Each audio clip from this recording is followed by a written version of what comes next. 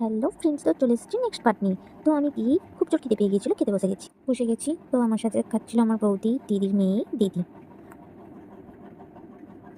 তো খাওয়া দাওয়া শেষ করে কমপ্লিট করে চলে গেলাম রুমে।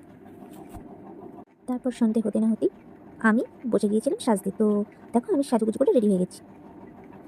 আমি সাজুগুজু করে রেডি হয়ে তোমাদের দেখিয়ে দিলাম কেমন করে গেটটা সাজিয়েছিল। তো সেটাই তোমাদের সাথে শেয়ার করছি, তো দেখতে থাকো। তো দিদির দেওরের বিয়ের ডেকোরেশনটা ঠিক এরকম ছিল।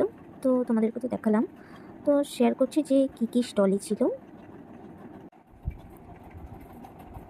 তো চলো এবার আমরা যেতে চলেছি কী স্টলে ছিল। তো ঢোকার মুখে এরকম একটা গণেশ ঠাকুরের মূর্তি বসানো ছিল, আর প্যান্ডেলটা এভাবে হয়েছিল।